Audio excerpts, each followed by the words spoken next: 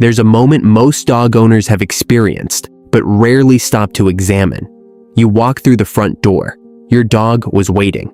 But instead of rushing to meet you, he steps back. Just slightly, just enough. And you think, maybe he's tired. Maybe it's nothing. It's not nothing. That small withdrawal is the end result of a long, invisible process.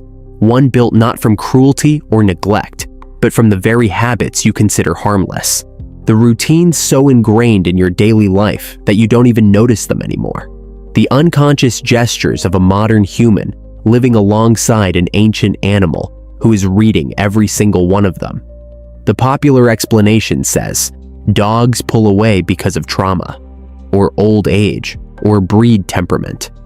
Some people will say the dog is being dominant. Others say it's just the animal's personality, that some dogs are simply less affectionate. And most owners accept this because it's comfortable. It places the cause outside the relationship, in the animal itself, in genetics, in history. But here's what that explanation cannot account for. Why does the same dog approach a calm stranger with curiosity while retreating from the person who feeds him every day? Why does the withdrawal happen selectively, in specific contexts, with specific people at specific moments? If it were about personality or breed, it would be consistent. It isn't. The distance your dog is creating isn't random. It's a response, and what he's responding to is you.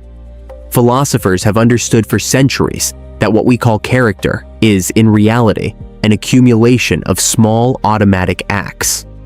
In Human Nature and Conduct, 1922, John Dewey argued that habits are not merely things we do. They are the structure through which we perceive and engage with the world. We don't choose our habits, we inhabit them. And everything around us, every being who lives with us, learns to read those habitual patterns and respond accordingly.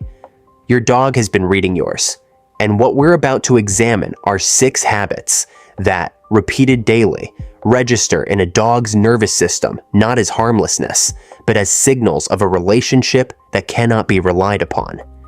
Here's the first one, and it may surprise you.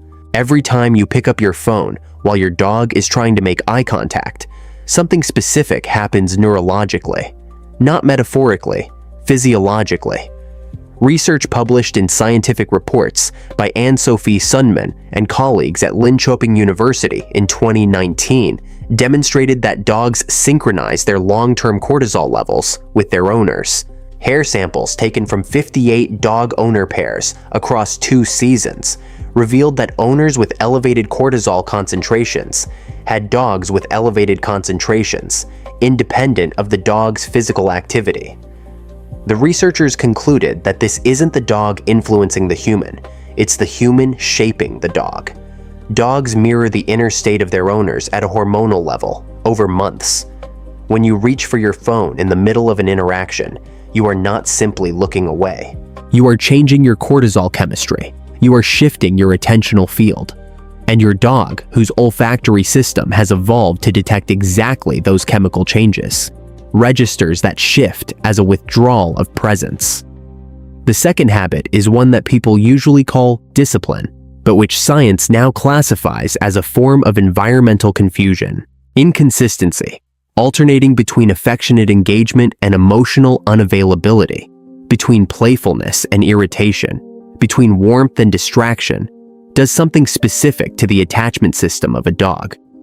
Research on attachment styles in dogs, adapted from John Bowlby's foundational work on human attachment and applied by Topol and colleagues at the Hungarian Academy of Sciences, has shown that dogs use their owners as what researchers call a secure base, the same psychological structure that infants use when exploring unfamiliar environments. When that base is unreliable, when it signals different things on different days, the dog does not become more independent. It becomes more anxious or more avoidant. It creates distance as a form of self-protection. The third habit is punishment. This one carries the heaviest evidence. A controlled study by Ana Catarina Vieira de Castro and colleagues at the University of Porto, published in PLOS ONE in 2020, compared dogs trained with aversive methods against dogs trained with reward-based methods. The dogs trained with punishment showed significantly higher post-training cortisol levels.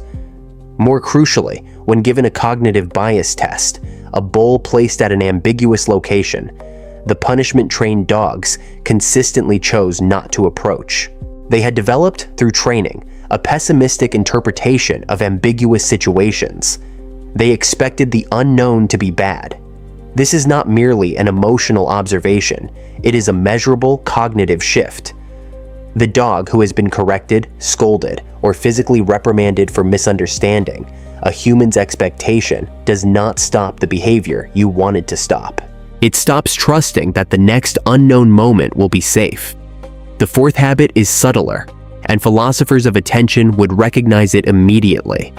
It is the habit of initiating physical contact on your terms without reading the dog's signals. Ethologists distinguish between approach behaviors and contact resistance.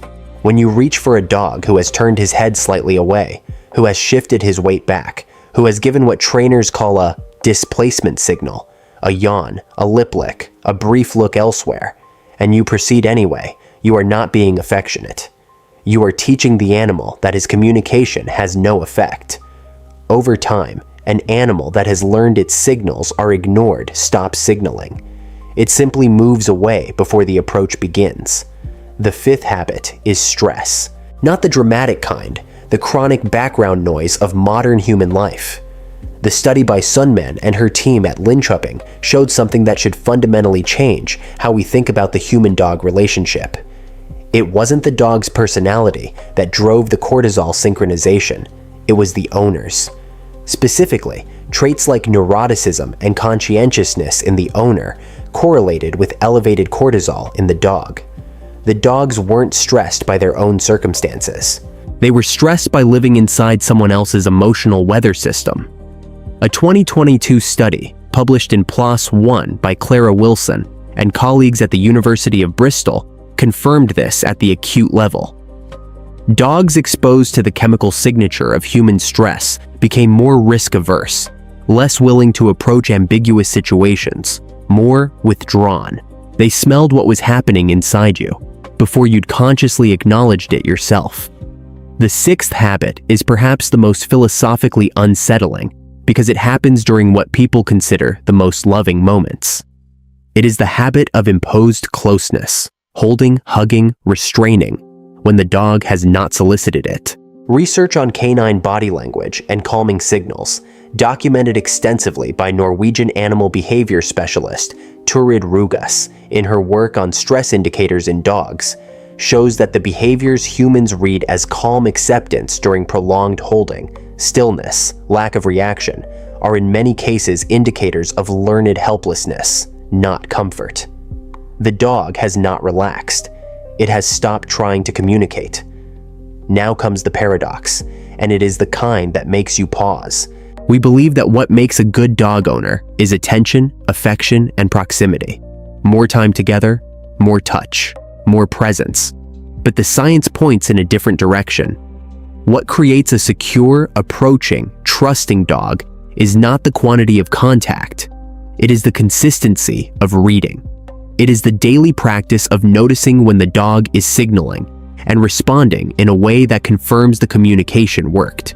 The philosopher Martin Buber described two fundamental modes of relationship: the I-it mode, where the other is an object to be acted upon, and the I-thou mode, where the other is recognized as a subject with its own interior life. Most dog owners live in the I-it mode and believe they are in I-thou. Your dog's withdrawal is not a behavior problem, it is a philosophical statement. It is his body telling you, in the only language available to him, that the relationship has become unpredictable, that presence has become unreliable, that his signals go unanswered, that the emotional climate he lives in is not his own. Return to the front door. Return to that moment of stepping back. Now look at it again. That small withdrawal is not a sign of indifference. It's the exact opposite. It's evidence of a complex nervous system that has been paying close attention to you, to your patterns, to the emotional weather you carry through the door. Your dog stepped back because he has been learning. The question now is whether you are willing to start learning too. What habit in this list do you recognize most in yourself? And what's one thing you could change tomorrow to rebuild that trust? In our next video, the philosophy of the dog who waits in silence. What he understands about love. We'll explore why a dog who simply sits with you, without demanding anything, may be demonstrating the most sophisticated understanding of love that has ever existed beside us.